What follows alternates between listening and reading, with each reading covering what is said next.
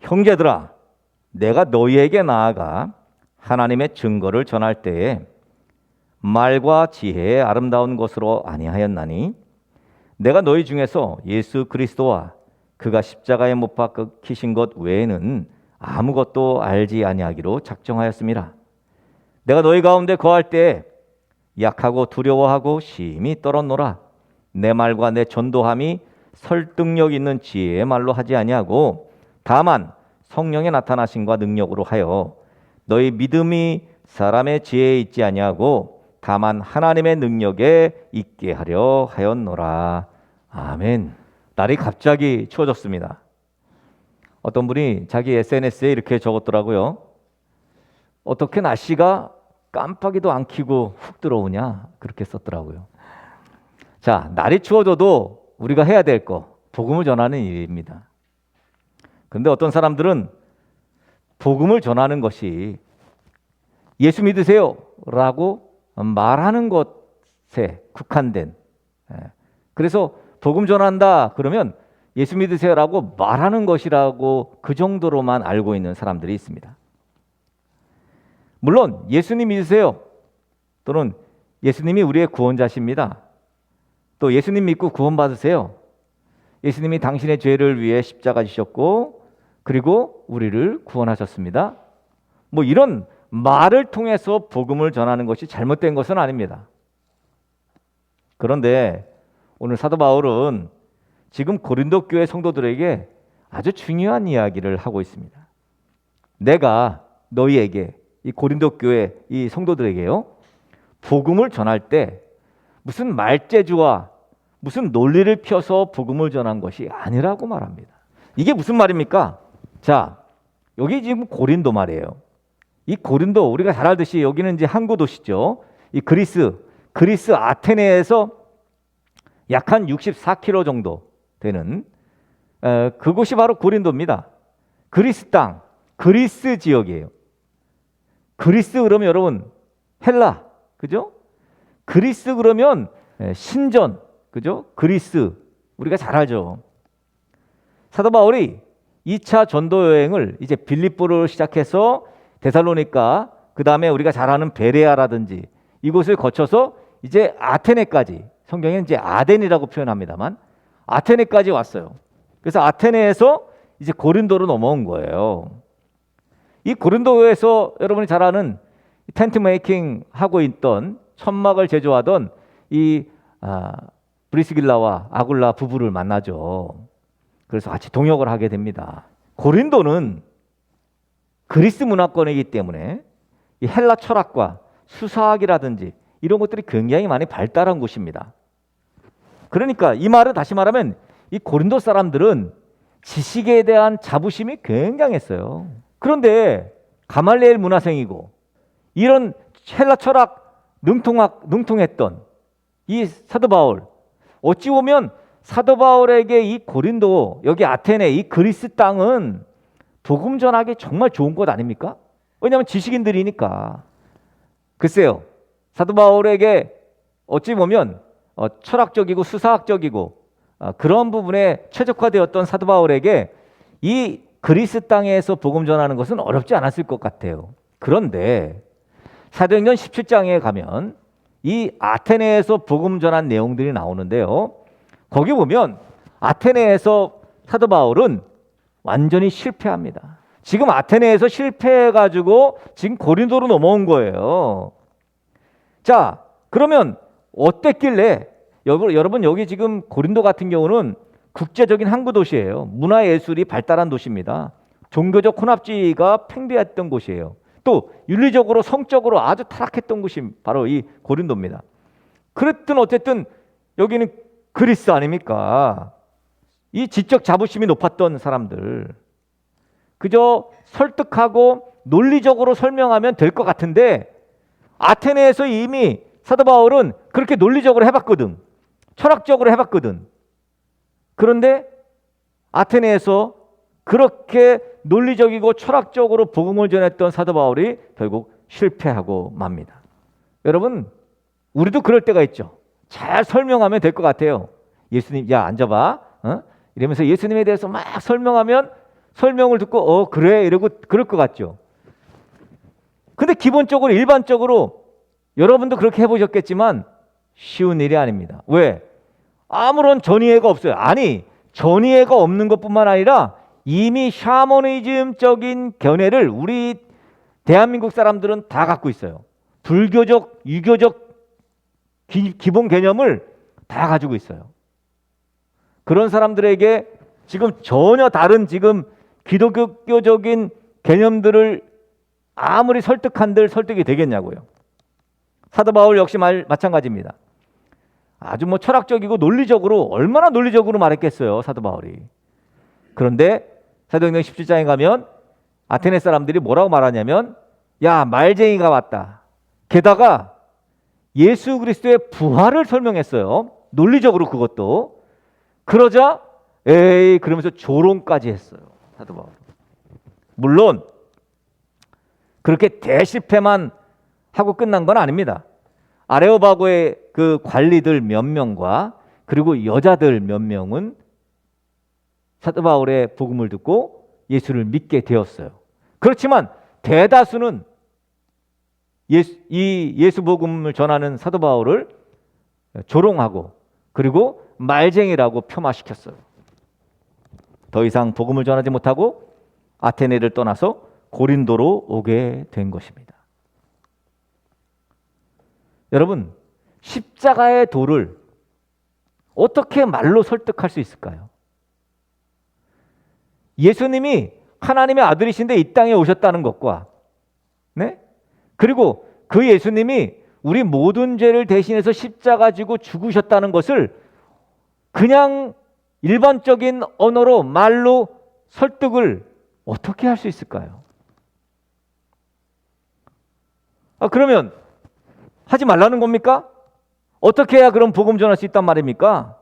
그래서 오늘 말씀이 사도 바울의 복음 전도의 핵심이라고 그렇게 볼 수가 있습니다. 자, 우리들은 하나님의 은혜로 예수님을 믿었습니다. 이게 은혜가 출발이에요, 여러분. 하나님의 은혜가 출발이에요. 하나님의 은혜로 우리는 예수님을 믿게 되었어요. 그리고 구원받아서 하나님의 자녀가 된 사람들입니다. 우리들은 그 구원의 기쁜 소식인 예수 복음을 전해야 합니다. 자, 이것은 해도 되고 안 해도 되는 선택사항이 아니에요. 예수님 믿어서 하나님의 자녀가 되어서 예수의 빛을 가지게 된 사람들, 이 그리스도인들이라면 누구나 예수의 빛과 그 생명을 전하지 않고는 견딜 수 없게 되는 그런 현상이 나타납니다. 자연스럽게. 그렇게 되는 이유 중에 하나가 예수님을 영접하게 되면, 믿음으로 구원을 얻게 되면 예수의 영이신 성령께서 우리 안에 오십니다. 그래서 그 성령이 주도하는 인생이 되기 때문에 복음을 전하지 않고는 견딜 수가 없는 거예요. 여러분, 성령이 우리에게 임하시면 권능을 받습니다. 무슨 말씀입니까? 복음을 전할 수 있는 능력을 받게 된다고요. 성령이 임하면. 자, 이 말은 다시 말하면 성령을 받으면 복음 전할 능력이 생기는데, 그러니까 복음 전할 능력이 안 생긴 거는 성령을 못 받았다는 거지. 성령을 받으면 야, 어떻게 이 말씀대로 어떻게 사냐? 야, 어떻게 이 말씀 어떻게 이렇게 살아? 어떻게 원수를 사랑해? 어떻게 내가 먼저 다가가? 어떻게 오리를 가자면 십리를 가? 아니, 겉옷을 달라는데 어떻게 속옷까지 줘? 나는 못해. 이랬던 사람이 성령을 받게 되면, 예수의 영이 오게 되면, 그러면 그냥 되는 거예요. 나 분명히 내가 얼마 전까지만 해도 내가 저렇게 용서할 수 없었는데 용서가 되고. 이게 바로 성령의 역사예요. 예수님의 말씀대로 살 수 있는 능력은 내가 그렇게 해야지 의지적으로는 불가능해요. 말씀대로 못 삽니다. 얼마나 여러분 그게 불가능하겠어요. 그런데 성령이 오시면 그게 가능해지는 거죠. 또 빛과 소금의 사명을 감당하게 되는 것도 내 의지로는 불가능합니다. 내가 빛이 돼야지, 내가 소금이 돼야지. 안 돼요. 안 돼요. 그런데 성령이 오시면 그 빛과 소금의 사명을 감당할 용기가 생기는 거죠. 자, 여기서 아주 중요한 복음 전도의 원리가 있습니다. 우리 말씀이 우리에게 주는 기본적인 원리가 오늘 말씀에 있습니다. 전도는요, 내 힘으로 되는 게 아닙니다. 전도는 내 능력으로 되는 게 아니에요. 전도는 말주변으로 되는 게 아니라고요. 전도는 돈으로 되는 게 아니에요. 전도는 사교적인 내 성격으로 되는 게 아니라고요. 지금도 전도를 열심히 하는 사람들이 있습니다. 매일마다 나가서 복음 전도하는 사람들 여러분 아실 거예요. 여러분 주변에도 있을 겁니다. 복음 전도하는 사람들. 열심히 사역일을 들고 전도하기도 하고 역전에 나가서 사람들을 만나 직접 전도하는 사람들도 있습니다. 요즘은 신천지도 그렇게 하더라고요. 또 우리들도 때가 되면 또 때가 안 되든 우리 직장에서나 또는 가족들에게 가정에서 복음을 전합니다. 그런데 전도가 잘 되던가요? 잘 안 돼요. 잘 안 됩니다. 그러다 보니까 전도를 포기하게 되는 거예요. 그렇게 몇 번 시도했었는데 잘 안 돼. 그래서 포기하는 거죠. 전도를 하는데 왜 우리에게 열매가 없을까요? 그 해답이 오늘 본문 말씀에 있습니다. 고린도서 2장 말씀.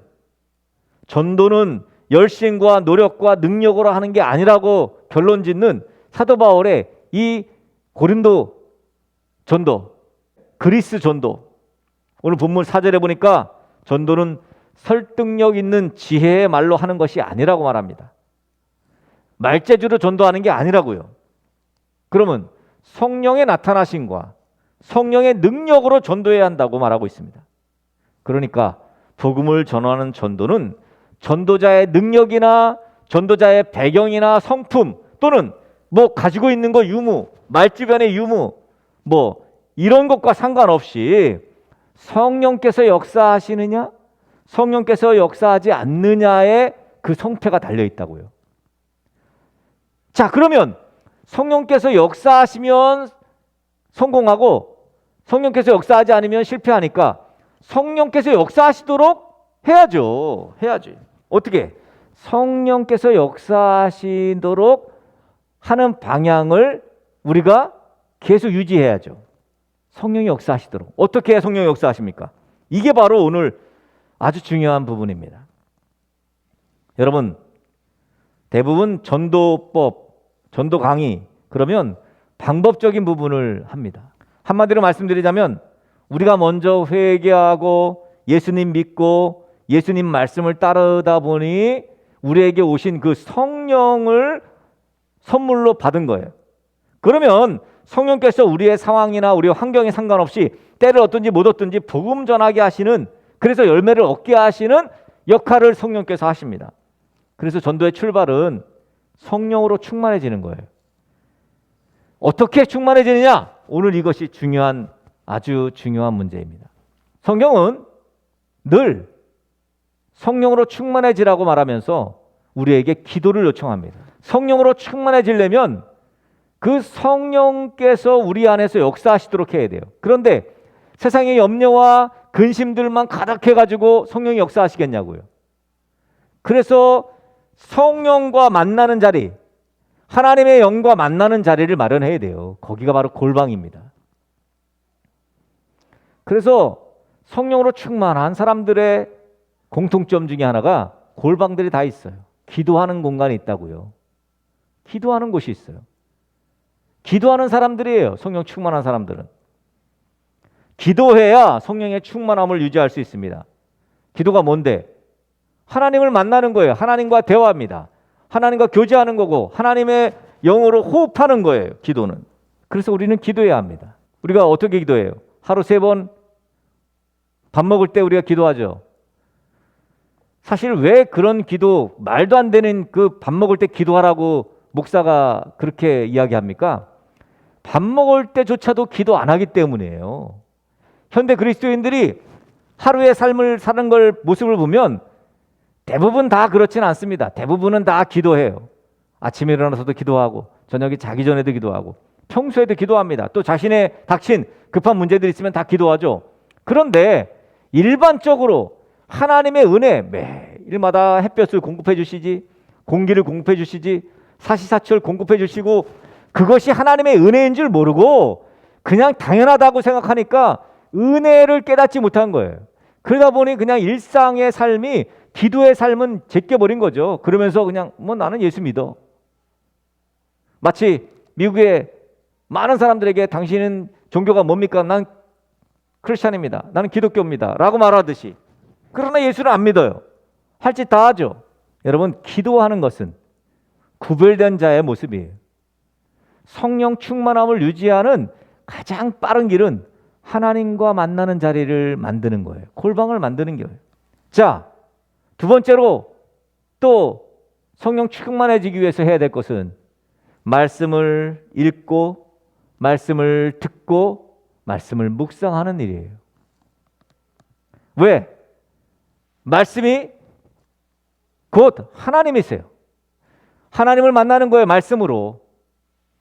우리가 실제적으로 하나님은 눈으로 볼 수 없습니다만 그러나 귀로도 들을 수 있고, 그래서 하나님의 말씀을 읽고 듣고 묵상하는 거예요. 성령으로 충만해지는 길은 깊이 있게 하나님의 말씀을 깨닫는 거예요. 말씀을 듣고 말씀을 들음으로 뉘우치게 되고 회개하게 되고 결단하게 되는 바람직한 그 단계를 밟아야 합니다. 그래서 우리가 아침 새벽에 말이죠, 말씀 묵상하는 거예요. 그리고 매일마다 말씀을 읽는 거예요. 가정에서도 여러분 자녀들과 함께 말씀을 읽으시고 개인적으로 또 늘 말씀을 읽어야 합니다. 말씀을 읽고 또 묵상하는 게 중요해요. 읽고 끝나면 안 돼요. 그 말씀이 주는 은혜, 묵상하는 거죠. 그러니까 그래서 그 말씀이 나를 깨우치고 나를 새롭게 하도록 만들어야 돼요. 성령께서 하시는 역할이죠. 또 어떤 사람은 찬양하는 시간을 통해서 성령 충만함을 유지한다 그래요. 그래서 찬양을 틀어놓고 그리고 찬양을 하면서 그렇게 또 이제 또 뭐 운전하시는 분들은 또 찬양을 듣고, 그죠?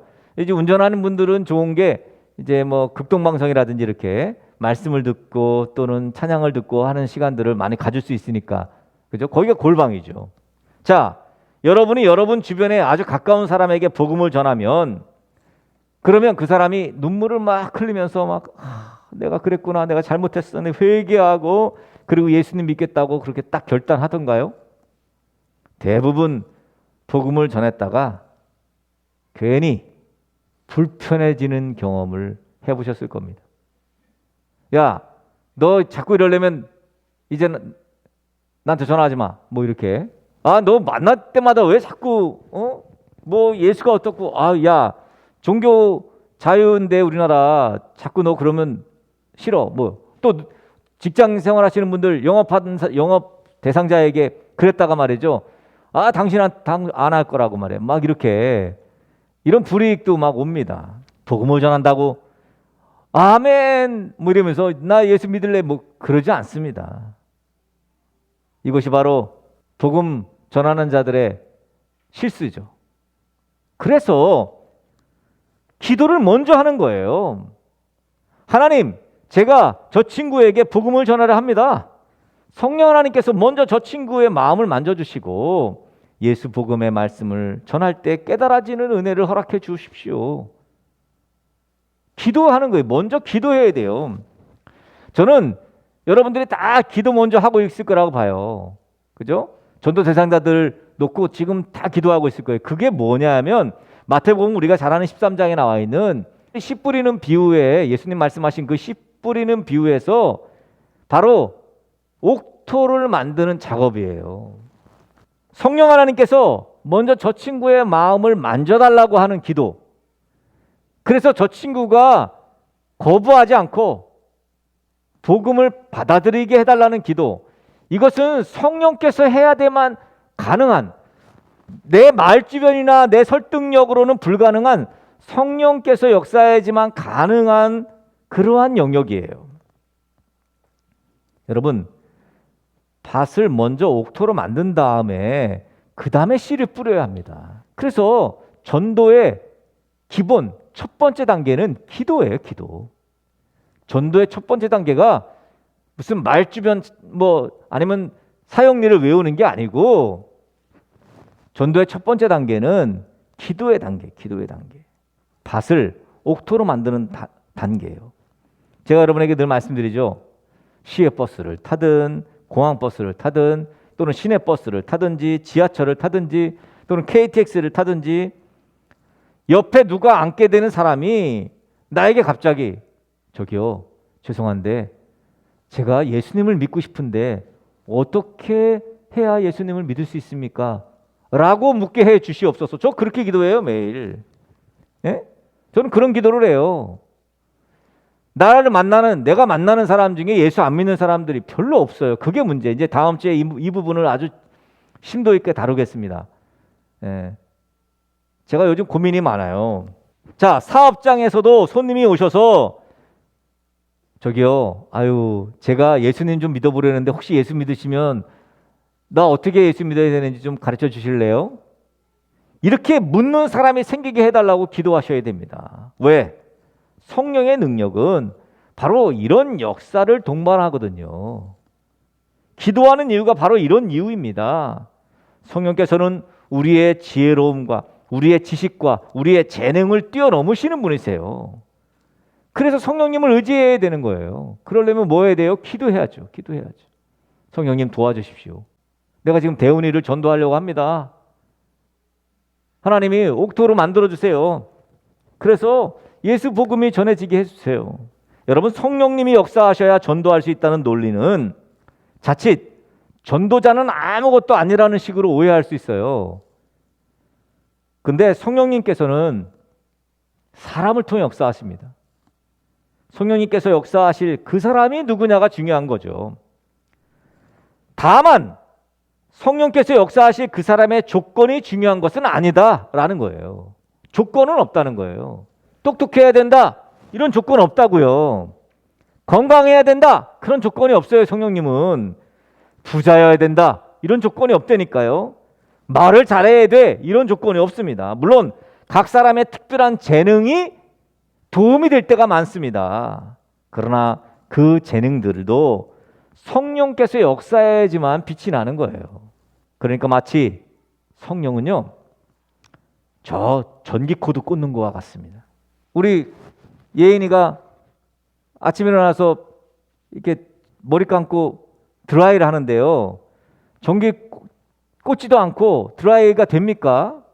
우리가 복음을 전하는데, 예수 복음을 전해야 하는데, 아니 성령으로 충만해지지 않고 성령으로 충전하지도 않고 전할 수가 없어요. 여러분, 전도하기 원하십니까? 성령께서 충만하게 역사하시도록 여러분의 삶을 만드셔야 돼요. 그래서 매일 하루 3번씩 식사 때마다 기도하고요, 때가 될 때마다 여러분 늘 기도의 자리를 만드시는 거예요. 그래서 매일 아침 우리 밴드를 통해서 말씀을 묵상하고 있는 것입니다. 그래서 매일 성경을 읽는 거예요. 뭐 유튜브를 통해서 말씀을 듣고, 어떻게 해서든 성령으로 충만해지지 않으면 예수 안에서 살아갈 수가 없어요. 지금 시대는 얼마나 지금 미혹의 영이 미혹해하는 것들이 많습니까? 다시 한번 말씀드린다만 사람의 지혜로 예수님 십자가의 도를 설명할 수 없습니다. 우리가 아무리 지혜롭게 예수님 십자가의 도를 설명한들 사람들이 그 설명을 듣고 깨달을 수가 없어요. 그 사람의 마음밭을 먼저 옥토밭으로 만드는 작업을 해야 합니다. 성령께서 그 사람의 마음을 옥토로 만들어 주셔야 되는 거예요. 그래서 우리는 기도하는 것입니다. 이름을 불러가면서, 하나님, 우리 김대원 형제의 마음밭이 옥토가 되게 해 주십시오. 하나님, 십자가의 도를 깨달아 등대교회에서 함께 믿음의 삶을 살아가게 도와주십시오. 우리의 기도의 내용이 그 내용이 되어야 합니다. 여러분, 복음은 생각으로, 말로 전해지는 것이 아닙니다. 생각에서 생각으로, 말에서 말로, 이렇게 전해지는 게 복음이 아니에요. 복음은 영에서 영으로 전해지는 것입니다. 이게 바로 예수 복음이에요. 성령의 능력이 아니고서는 복음이 전해지지 않는다는 것입니다. 그러니까 설득할 논리를 준비하지 마시고 먼저 성령으로 충만해지기를 준비하셔야 됩니다. 그래서 우리 감리교회 창시자인 존 웨슬리 목사님께서 은총의 수단을 말씀하셨습니다. 하나님을 예배하고 하나님 앞에 기도하고 또 하나님의 말씀을 읽고 듣고 묵상하는 것, 이게 바로 성령으로 충만해지기 위한 은총의 수단이죠. 우리는 복음을 전해야 합니다.